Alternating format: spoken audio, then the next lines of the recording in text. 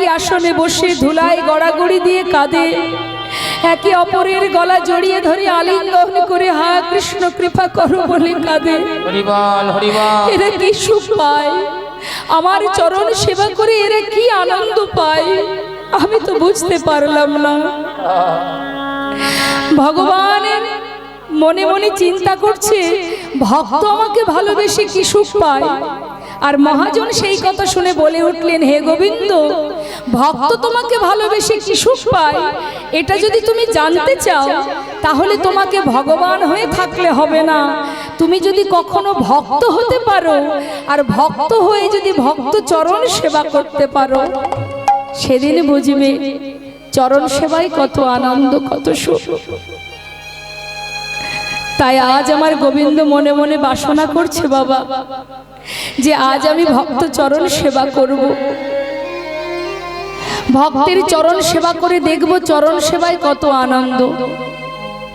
আমরা জানি কি, যে আমরা ভগবানের চরণ পূজা করি, চরণের সেবা করি, কিন্তু আজ একটু অন্যরকম খেলা। আজ ভগবান নিজেই ভক্তের চরণ সেবা করছে। কিভাবে করছে দেখুন। সুদামা প্রিয় বন্ধু, প্রিয় সখা, এই সুদামা আয়, তুই এসে আমার কাঁধে ওঠ। সুদামা কাঁধে উঠেছে, সামনে একটা চরণ, পিছনে একটা চরণ, এক পাশে বসেছে মা, আবার চুলগুলো ভালো করে ধরে রেখেছে, কেননা কানাই যখন দৌড়াবে যদি পড়ে যায়, তাই চুলগুলো মুঠো করে ধরেছে। আর এদিকে গোবিন্দ মনে মনে ভাবছেন যে আমার তো একটা চরণ পিছনে পড়ে আছে, সেটা যত সময় সামনে না পাবো চরণ সেবা করব কি করে, আমাকে তো যুগল চরণ সেবা করতে হবে। তাই কানাই যখন সুদামাকে নিয়ে ছুটছে, তখন সুদামা বলছে, কানাই একটু ধীরে ধীরে চল না ভাই, না হলে আমি পড়ে যাব। গোবিন্দ সুযোগ পেয়ে সঙ্গে সঙ্গে বলে উঠলেন, শোন, ওই পিছনে চরণটা সামনে দে, দুটো চরণ আমি চেপে ধরবো, দু হাত দিয়ে চেপে ধরে যদি দৌড়াই আর তুই পড়বি না। সঙ্গে সঙ্গে সুদামা, সে তো আর অত জানে না মা, সে তো জানে না যে কানাই ভগবান, সে জানে কানাই আমাদেরই মতো একজন সাধারণ ব্যক্তি, কিন্তু কি না কানাই রাজার ছেলে, রাজপুত্র, আর আমরা সাধারণ ব্রাহ্মণের ছেলে, গোয়ালার ছেলে। যেই না বলেছে সখাসখ্য প্রেম, সামনে চরণ দিয়েছে, দুটো চরণ ভগবানের যুগল চরণ ভক্তের হৃদয়ে দুলছে। আহা, ভক্ত ভক্তের হৃদয়ে দুলছে, ভক্তের চরণ দুলছে ভগবানের হৃদয়ে। এবার চরণ দুটো দুহাত দিয়ে চেপে ধরেছে, বুকের মধ্যে চেপে ধরেছেন গোবিন্দ, চেপে ধরে দৌড়াচ্ছে। মহাজন পদাবলী লিখছেন, দেখো দেখো সুদামারে লইয়া কৃষ্ণ,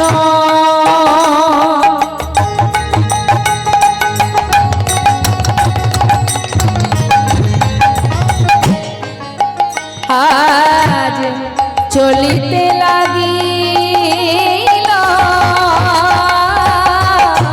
সুদামারে লইয়া কৃষ্ণ, দেখো চলিতে লাগিল, আজি পক্ষ আমরা বৃক্ষ তলে, আজি আসিয়া দাঁড়াল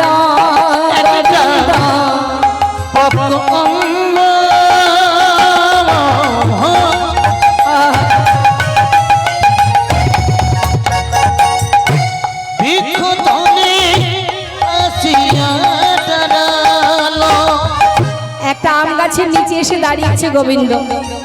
এদিকে আম গাছে পাকা পাকা আম ঝুলছে, আর ভগবান সেই গাছতলাতে দাঁড়িয়ে চরণ দুটো চেপে ধরে নয়নের জলে চরণ ধোয়াচ্ছে।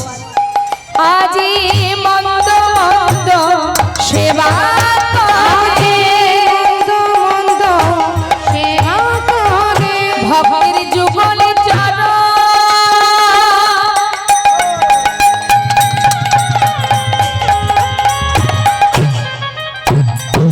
হৃদয়ে ধরে,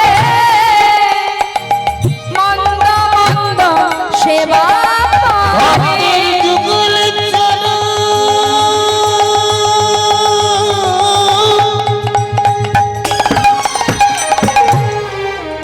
প্রভু আমার হৃদয়ে ধরে,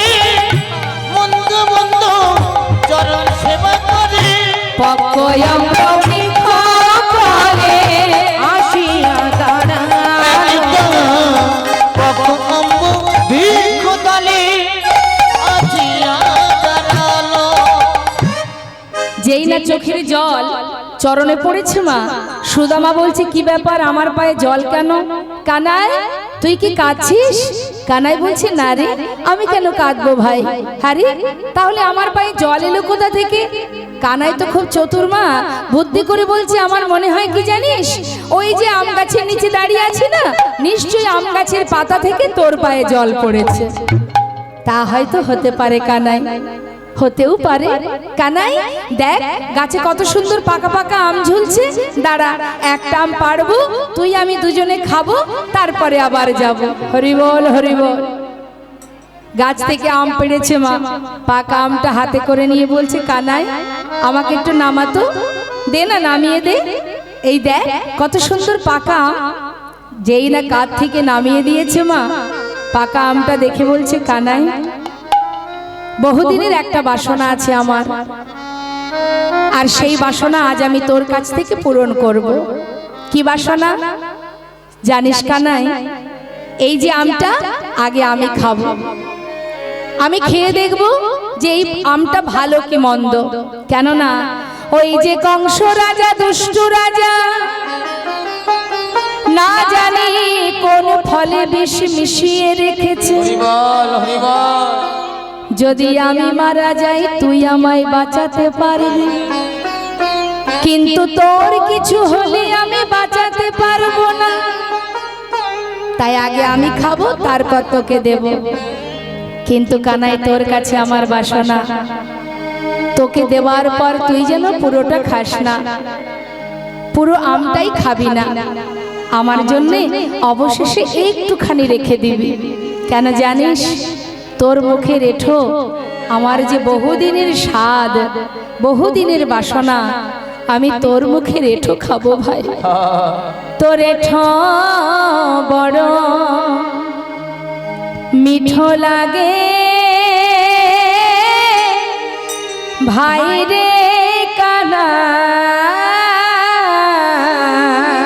তোর এঠো বড় মিঠো লাগে ভাই রে কানাই। তোর এঠো বড় মিঠো লাগে ভাই রে কানাই। কানাই বলছে হ্যাঁ রে সুদামা, গাছের আম মিঠো নয় মানে মিষ্টি নয়, আমার মুখটা এই এঠোটা মিষ্টি। সুদামা বলছে কানাই রে গাছের আম তো মিষ্টি, কিন্তু জানি না তোর মুখের মধ্যে কি জাদু আছে। তুই যখনই যেটা সেবা করিস সে যে কত সুস্বাদু হয়ে যায়। সত্য কথা মা, ভগবান যখন কোনো কিছু সেবা করে সেই প্রসাদ খেতে কেমন লাগে? বাড়িতে যতই পরিপাক করে রান্না হোক না কেন, যত সুন্দর করেই আপনি রান্না করেন না কেন, তার যে স্বাদ আর ভগবানের প্রসাদের স্বাদ কেমন হয়। সুদামা বড় চতুর, আজ পরম ভক্ত সে বলে উঠছে কানাই রে গাছের আম মিষ্টি, কিন্তু জানি না ও রাঙা অধর মাঝে কানাই রে ওরে আমার প্রাণের ভাই, ওরে কানাই রে ওরে কানা, ওরে আমার ভাই কানাই রে। আজিও না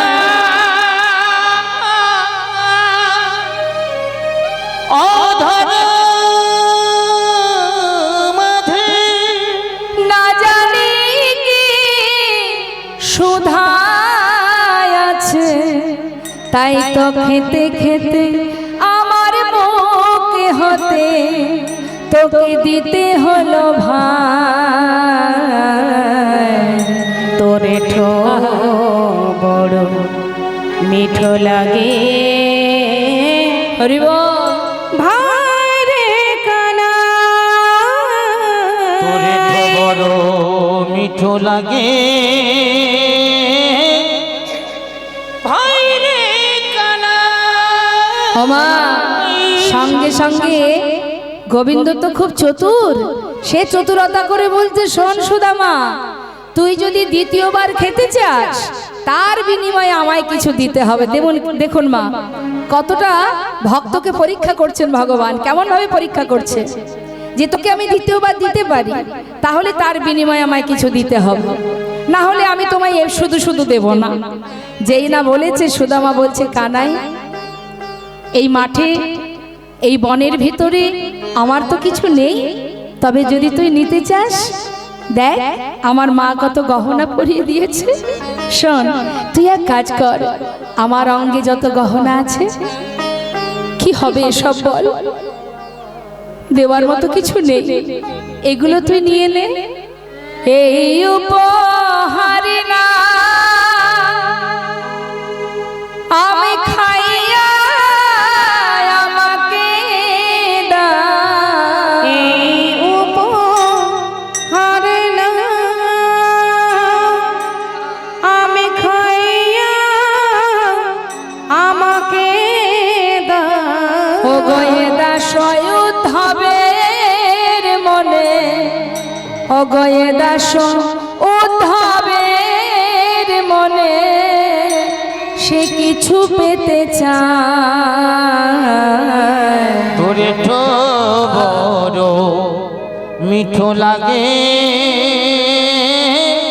ভাই রে কানাই হরিব মিঠো বড় মিঠো লাগে ভাই রে কানাই।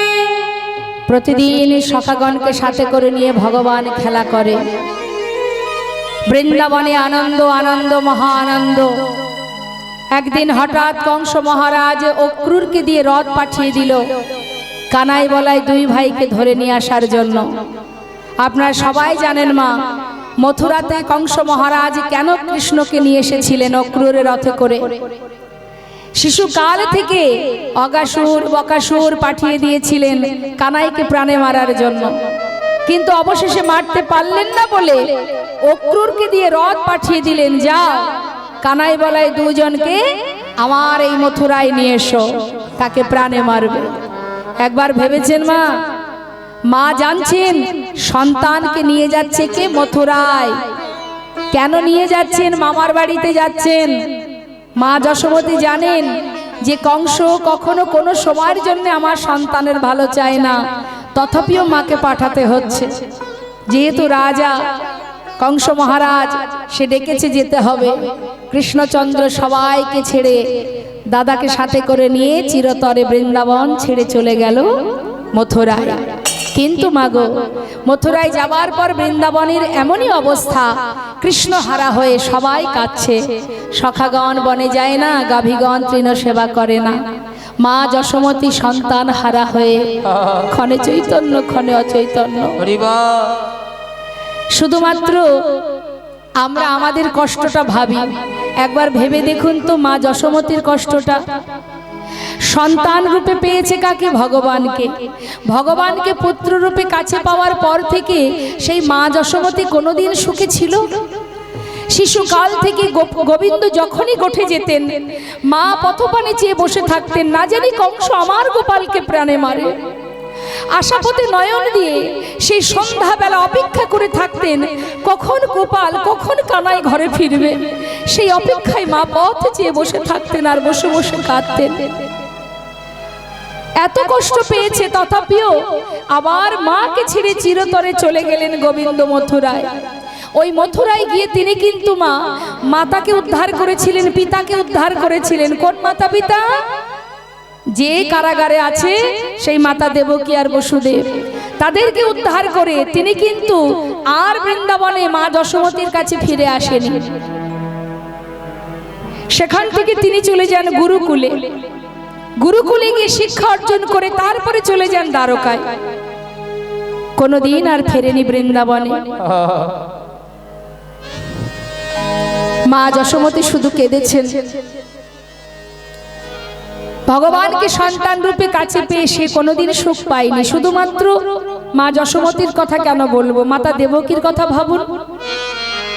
মাতা দেবকী সন্তানকে পেয়েছিল, গোবিন্দকে পুত্র রূপে পেয়েছিল। তাই ভগবান ভূমিষ্ঠ হবার আগেই মা দেবকীকে কারাগারে আবদ্ধ করে রেখেছিলেন। তখন ভগবান আসেনি, তার আগেই তার মাতা পিতাকে কারাগারে রেখে দিলেন। সারা জীবন কারাগারে আবদ্ধ থাকলেন। আর আমরা শুধু আমাদের কষ্টটা ভাবি, শুধু ভাবি আমিই মনে হয় বেশি কষ্ট পাচ্ছি, আমারই বোধহয় বেশি দুঃখ, জগতে সবাই সুখে আছে। কখনো হতে পারে না মা, প্রত্যেকটা মানুষের মধ্যে কষ্ট। তাছাড়া ভগবান কি বলেন, যারা আমাকে ভালোবাসে, যে করে আমার আশ, আমি তার করি সর্বনাশ। তথাপিও যে না ছাড়ে আমার পাশ, আমি হই তার দাসানুদাস। অত সহজ? ভগবানের ভক্ত বললেই ভক্ত হওয়া যায়? তৃণাদপি শুনেছেন তরুণীব সহিষ্ণু নামানির মানদেন কীর্তনীয় সদাহরি। ভক্ত বললেই ভক্ত হওয়া যায় না, সবার আগে চায় নত দীনতা। দীনতা থাকতে হবে, আছে কি মা? কেউ যদি এক কথা বলে তাকে 10 কথা শোনানো হয়, এটা ভক্তের লক্ষণ নয়। ভক্তের স্বভাব কি? তৃণের থেকেও নত। একটা দুর্বাঘাসের উপর দিয়ে আমরা যখন, মনে করুন কোনো মাঠে বা যেখানে দুর্বাঘাস থাকে, আমরা যখন পদদলিত করে চলে যাই, সেই দুর্বাঘাস কোনো প্রতিবাদ করে কি? বরং কি করে? মাথা নিচু করে। আপনি চলে যাবার পর মাথা তোলে, কিন্তু সে কিন্তু কোনো প্রতিবাদ করে না যে কেন আমাকে মারিয়ে গেলে, তাই তো? কিন্তু কিছুক্ষণ পর সে মাথা তোলে। মহাজন বললেন তুমি তুলতেও পারবে না। দুর্বাঘাসে যদিও বা মাথা তোলে, কিন্তু তুমি তাও তুলতে পারবে না। দুর্বাঘাসের থেকেও তোমায় নত হতে হবে, তার থেকে নত। আর কি? তরুরিব সহিষ্ণু না। তরু মানে বৃক্ষ। একটা বৃক্ষ থেকে আমরা ফল ছিঁড়ে নিচ্ছি, ডাল কেটে নিচ্ছি। যেমন মনে করুন একটা লাউ গাছ, গাছ থেকে ডগাও কেটে নিচ্ছি, ফলও ছিঁড়ে নিচ্ছি। সে কি কোনো প্রতিবাদ করছে? বরং সেখান থেকে নতুন ডগা বাহির হচ্ছে, আবার আপনাদের মতো ভক্ত সেবায় লাগছে। তাহলে শাস্ত্রে বললেন বৈষ্ণবের স্বভাব হবে তৃণের ন্যায়, ওই বৃক্ষের ন্যায় সহিষ্ণুতা রাখতে হবে। অমানির মানদেন, যাকে সবাই মান দেবে না, যাকে সবাই ঘৃণা করবে, তুমি তাকে মান দেবে, তুমি তাকে মান দেবে। এটা প্রমাণ করে গেছেন আমার মহাপ্রভু। সবাই যাকে অবহেলা করত, মহাপ্রভু তাকে বুকে তুলে নিয়েছিলেন। সে কে? নামাচার্য ছিল ঠাকুর হরিদাস।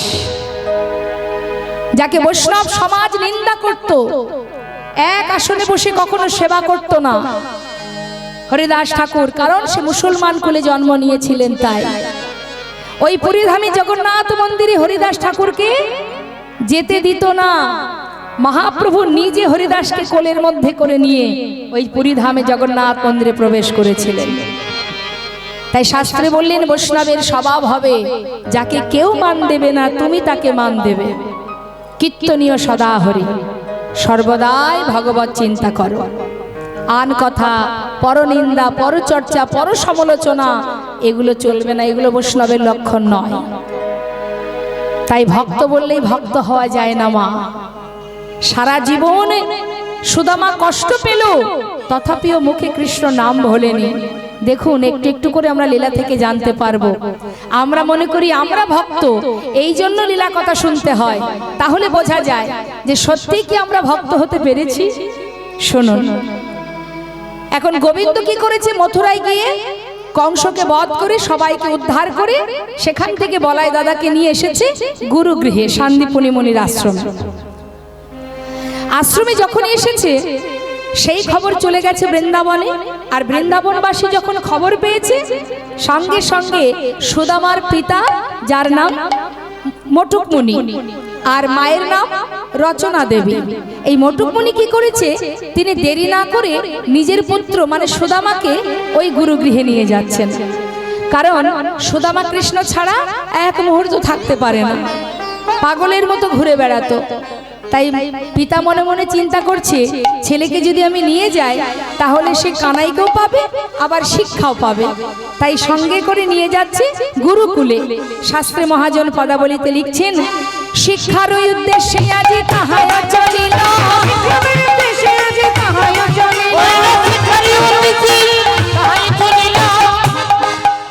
বহুদিন পরে ভাই কানাইকে পাইল, বহুদিন পরে ভাই কানাইকে পাইল, বহুদিন পরে ভাই কানাইকে পাইল।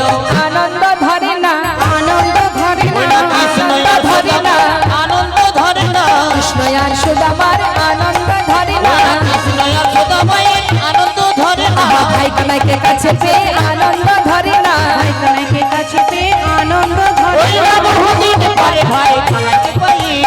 বহুদিন পরে ভাই কানাইকে পাইল। যেই না কানাইকে পেয়েছে ছুটি গিয়ে জড়িয়ে ধরেছে কানাইকে, কানাইকে জড়িয়ে ধরেছে। সুদামা কাঁদছে কানাইকে জড়িয়ে ধরে, আর অন্যান্য শিষ্য যারা তারা বলছে, এই বস বস বস, এই বস বস, এই সবাই বস। ওই দেখ গুরুদেব আসছে। ওমা, ভগবান কৃষ্ণ যিনি বিশ্ব ব্রহ্মাণ্ডের মালিক, তিনি গেছেন গুরুকুলে শিক্ষা নিতে। কেন? আপনি আচরি ধর্ম জীবকে শেখায়।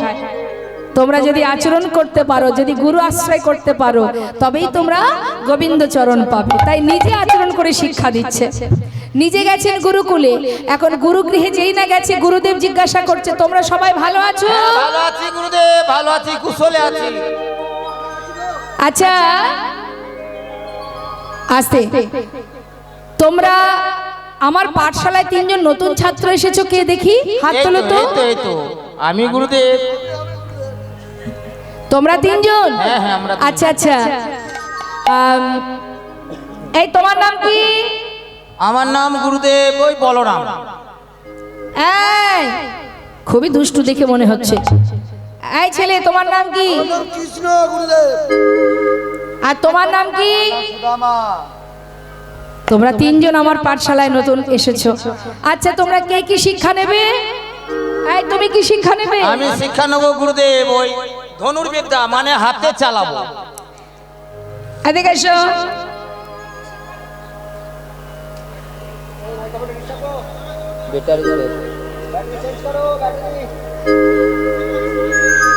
মায়েদের আবার উলুধ্বনি হয়ে যায়, উলুধ্বনি।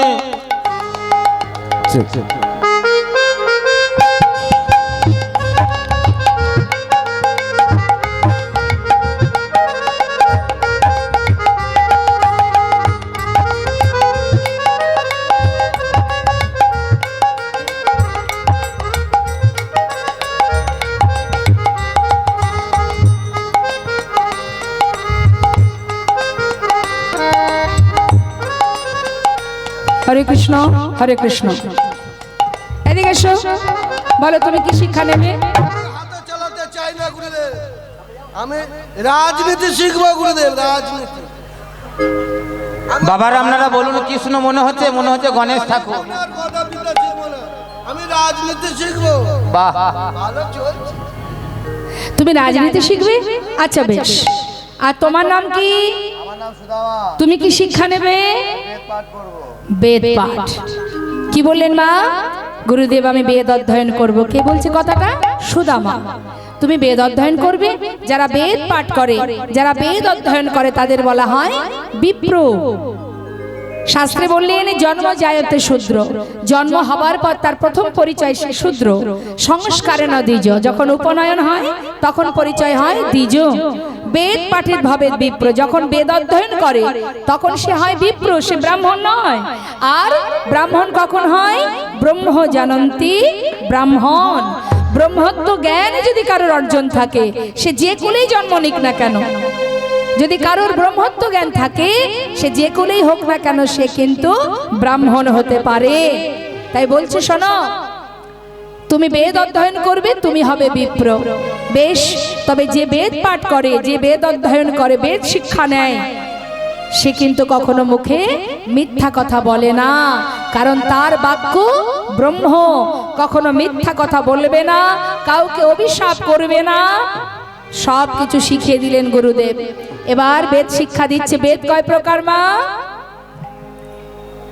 4 প্রকার, ঋক, সাম, যজুর, অথর্ব। এর আবার 2টি খণ্ড আছে, কর্মকাণ্ড, জ্ঞানকাণ্ড। কর্মকাণ্ড অর্থাৎ যজ্ঞ করতে গেলে যে শ্লোক যে অধ্যয়ন করতে হয় সেটাকে বলে কর্মকাণ্ড, আর পরমেশ্বর ভগবানকে পাওয়ার জন্য যে অধ্যয়ন করতে হয় সেটাকে বলা হয় জ্ঞানকাণ্ড। এবার শিক্ষা দিচ্ছেন গুরুদেব, কিন্তু শিক্ষা দিলে তো শুধু হবে না, সেই সাথে আগেকার সময়ে যখন বাচ্চাদেরকে শিক্ষা দিতে হতো যে কোনো ওই গুরুগৃহে পাঠাতে হতো। এখন না হয় স্কুল কলেজ হয়েছে, আগে তো এসব ছিল না, গুরুকুলে পাঠাতো। তা গুরুকুলে পাঠানোর পর শিক্ষার সাথে সাথে তাদেরকে কর্মও শেখাতো, বিভিন্ন রকমের কর্ম।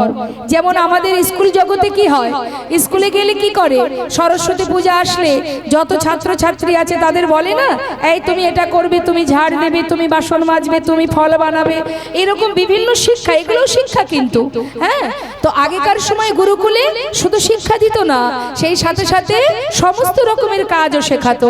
তা বলছে গুরুমা ডাকছে সুদামাকে, সুদামা শুধু শিক্ষা নিলে হবে বাবা, যাও জঙ্গল থেকে কিছু কাঠ কুড়িয়ে নিয়ে এসো, রন্ধনশালায় কাঠ ফুরিয়ে গেছে।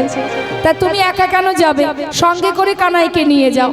তা কিছু ভিজে ছোলা তোমার আঁচলে বেঁধে দিলাম, যদি খিদে পায় দুজনে ভাগ করে খাবে, কেমন? যেই না দিয়েছে আঁচলে ছোলা বেঁধে দিয়েছে, এবার মনের আনন্দে কৃষ্ণকে সাথে করে নিয়ে সুদামা যাচ্ছে।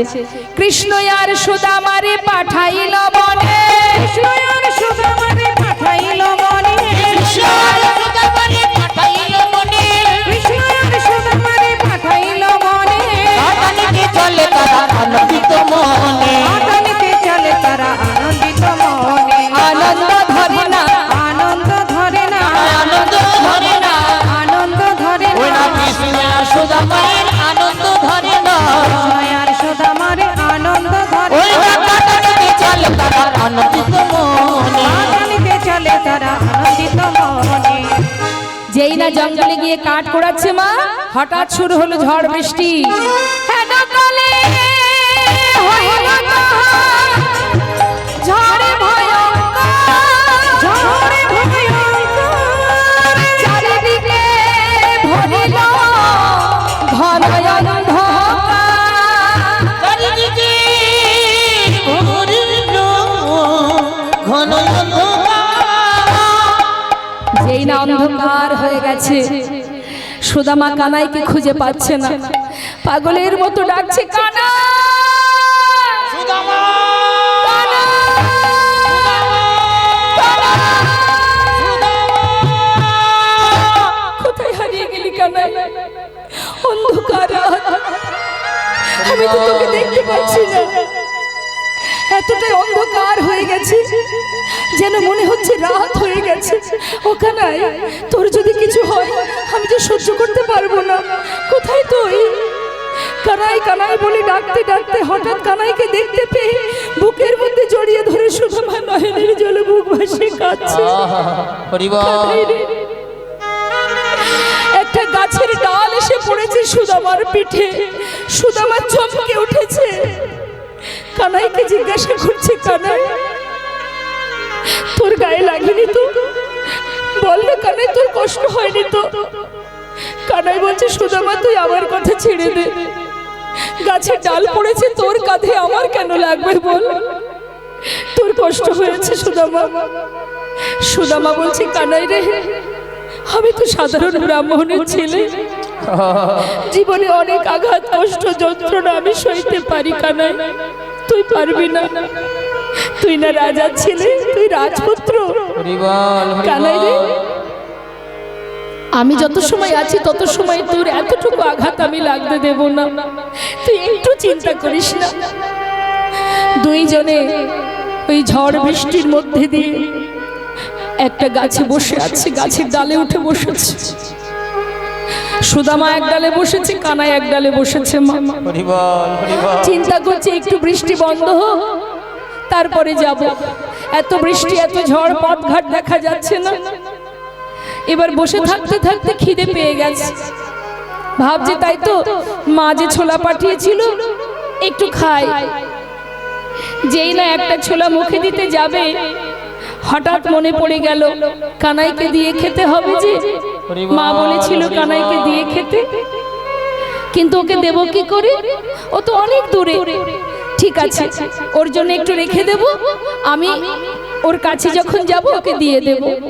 এখন তো আমি খাচ্ছি, একটা একটা করে খাচ্ছে। এদিকে বৃষ্টিতে ভিজে গেছে, ঠক ঠক করে কাঁপছে, আবার একটা দুটো করে ছোলা নিচে পড়েও যাচ্ছে। আর ছোলা যখন পড়ছে, ঠিক কানাই যে ডালে বসে আছে তার সামনে দিয়ে ছোলা পড়ছে মাটিতে। কানাই দেখতে পেয়ে মনে মনে ভাবছে, সুদামা তুই ছোলা খাচ্ছিস বন্ধু? মা যে বলেছিল আমাকে দিয়ে খেতে, তুই আমাকে দিলি না। গোবিন্দ খুব চতুর মা, কি অপূর্ব লীলা তার। ডাকছে, সুদামা বন্ধু, বল কানাই। বলছি আমার না খুব খিদে পেয়েছে, তোর কাছে ছোলা পাঠিয়েছিল গুরুমা, আছে দে না। সুদামা বলছে দাঁড়া দিচ্ছি। এই বলে যেই না আঁচলের দিকে তাকিয়েছে, দেখছে একটা ছোলাও নেই। কখন যে পড়ে গেছে সেদিকে খেয়াল নেই। চিন্তা করছে সর্বনাশ, কানাইকে দিতে পারলাম না, আমি খেলাম, ও যদি জানতে পারে আমি খেয়েছি, ওকে দিলাম না, ও কষ্ট পাবে। তাহলে এক কাজ করি, কথাটা একটুখানি ঘুরিয়ে বলতে হবে। তাই কি করেছে, চতুরতা করে একটু মিথ্যা কথা বলেছিল মা। কি বলেছে জানিস কানাই? একটা ছোলাও আমার আঁচলে নেই। আমার মনে হয় ওই জঙ্গলে কাঠ কোড়াতে গিয়ে কোনো গাছের ডালে বেঁধে আমার এই আঁচল থেকে সব ছোলা পড়ে গেছে। গোবিন্দ মৃদু মৃদু হাসছে আর বলছে, ওরে সুদামা, তুই নিজে ছোলা বসে বসে খাচ্ছিস আর আমাকে মিথ্যা কথা বলছিস। তুই কি জানিস না, এই যে তুই মিথ্যা কথা বললি, এর ফল কি হতে পারে? আজ যখন আমায় মিথ্যা বলেছিস, তবে দেখ এর সাজা আমি তোকে কেমন করে দেব। আমরা প্রত্যেকেই দেখবেন মানুষের চোখের ফাঁকি দিই না মা। মানুষের চোখের আড়ালে অন্যায় করি, পাপ করি, ভুল করি না। জেনে শুনে কেউ ভুল করে না, ইচ্ছাকৃত অপরাধ অন্যায় করে। না দেখে ভাবে ও তো দেখতে পাচ্ছে না, চুরি করে করছি, ও যদি দেখতে না পায় তাহলে আর সমস্যা কোথায়। কিন্তু মাথায় রাখবেন, মানুষের চোখের ফাঁকি দিয়ে অনেক কিছু খাটে, অনেক কিছু করা যায়, কিন্তু প্রত্যেকটা কর্মের যে ফল সেটা কিন্তু তোমার জন্য গোছানো থাকবে। এমন সময় আসবে, একে একে সেই ফল যখন তোমার ভাগ্যে আসবে, পড়বে, তখন কিন্তু সইবার মতো শক্তি তোমার আর থাকবে না। তার প্রমাণ নবদ্বীপে চাপাল গোপাল, যে শ্রীবাসের ঘরে মহাপ্রভু হরিনাম করছে শুনে রাতের অন্ধকারে ভবানী মায়ের পূজার সজ্জা নিয়ে ছড়িয়ে ছিটিয়ে ভেঙে চুরে ছাগ মুন্ড দরজায় ঝুলিয়ে মদের ভাণ্ড ভেঙে রেখেছিলেন, জবা আতপ তন্ডুল সব ছড়িয়ে রেখেছিলেন। ভেবেছিলাম চাপাল গোপাল এটা ভেবেছিল যে আমি যে কাজটা করলাম কেউ তো দেখতে পাইনি। সকালবেলা হলে সমস্ত নদেবাসী ওই শ্রীবাসকে সবাই অভিশাপ দেবে, সবাই নিন্দা করবে, সবাই ঘৃণা করবে, সবাই বলবে যে শ্রীবাস পরম বৈষ্ণব হয়ে সে মদের ভাণ্ড রেখেছে দ্বারে ভেঙে, তবে কি সে সুরাপান করে, তবে কি নিমাই শ্রীবাসের বাড়িতে কীর্তন করে না কুকর্ম করে। এটা কিন্তু চাপাল গোপাল ভেবেছিল যে এটাই হবে, কিন্তু হলো তার উল্টোটা। কি হলো মা? সারা রাত নাম গাইতে গাইতে প্রভু বলে উঠলেন, শ্রীবাস আজ আর হরিনাম করতে ভালো লাগছে না, তুমি দরজা খোলো, আমি মায়ের কাছে যাব। শ্রীবাস পণ্ডিত দরজাটা খুলে দেখছে ভবানী মায়ের পূজার সজ্জা ছড়িয়ে রেখেছে। শ্রীবাস সেই ভবানী মায়ের পূজার সজ্জাগুলো দেখে নিজে তো কাঁদছে, চিৎকার করছে, আর সেগুলো পরিষ্কার করছে। আর ভোর হতে না হতে দেখবে নবদ্বীপে মা বৈষ্ণব পণ্ডিত ব্রাহ্মণ তারা ওই পথ ধরে যায় গঙ্গায় স্নান করতে। এখন গঙ্গায় স্নান করতে যাবার পথে শ্রীবাসের ঘরের দ্বারে এমন ভবানী মায়ের পূজার সজ্জা দেখে কেউ বা নিজেদের পৈতে ধরেছে, কেউ শিখা ধরে অভিশাপ দিচ্ছে কি শ্রীবাসের ঘরের শ্রীবাস পরম বৈষ্ণব তার ঘরের সামনে এমন কুকর্ম যে করেছে তার নিস্তার নেই, সে ধ্বংস হয়ে যাবে। শ্রীবাস পণ্ডিত বলেছিলেন তোমরা অভিশাপ করো না, যে জন আমার ঘরের সামনে এমন কুকর্ম করেছে হরিবল হরিবল, সে আমাকে জানিয়ে গেছে ওগো শ্রীবাস তোমার ঘরে করুণাময় দয়াল প্রেমময় নদিয়ার চাঁদ গৌর হরি পতিত পাবন তোমার ঘরে সর্বদাই হরিনাম করছে। আমার মতো পতিত পাষণ্ড এখনো নবদ্বীপে পড়ে আছে। হরিবল হরিবল, তাই সমস্ত কিছু ছড়িয়ে ছিটিয়ে তোমাকে জানিয়ে গেলাম। শ্রীবাস তুমি তোমার করুণাময় গৌর হরিকে বলো আমার মতো পতিতকে যেন পার করে তোমরা অভিশাপ দিও না, অভিশাপ দিও না। তাই মাগো জীবনে তুমি যে পাপই করো না কেন মানুষের চোখের আড়ালেই করো আর জেনে শুনেই করো, সাজা যে তোমায় পেতেই হবে গো, পেতে তোমাকে হবেই।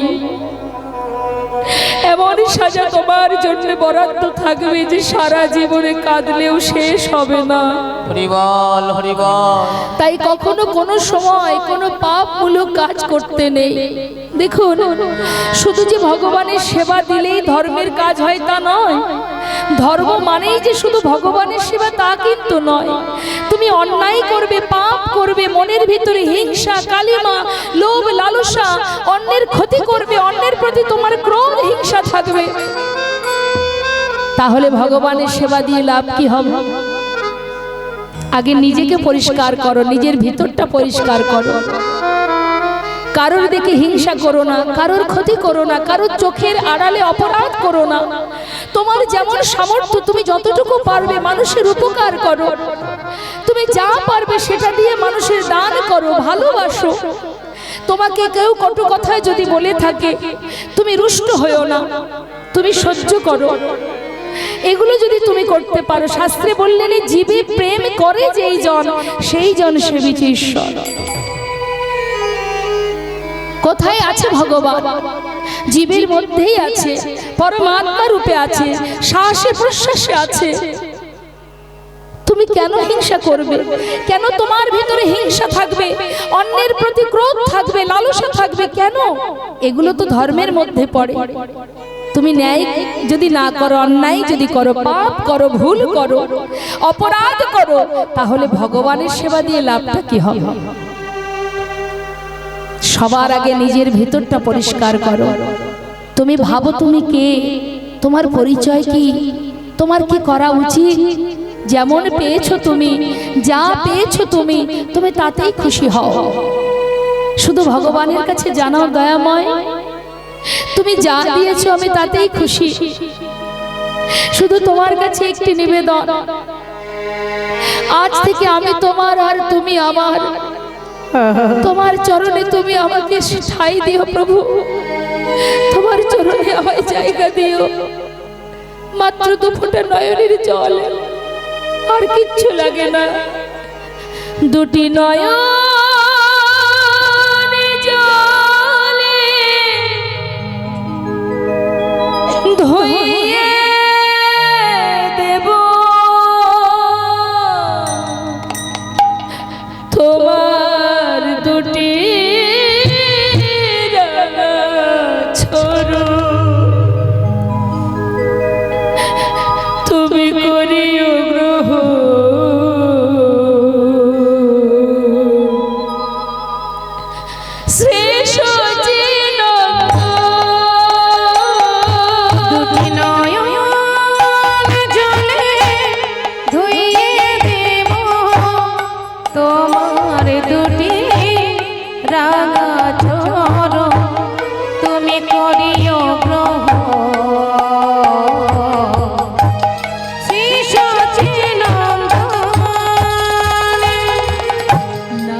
জানি ভজ না জানি বুঝো আমি না জানি ভজ আর না জানি পুজো কোন গুণে পাব তোমার রাঙা চরণ না জানি ভজ আর না জানি পূজন কোন গুণে পাব তোমার দুটি চরণ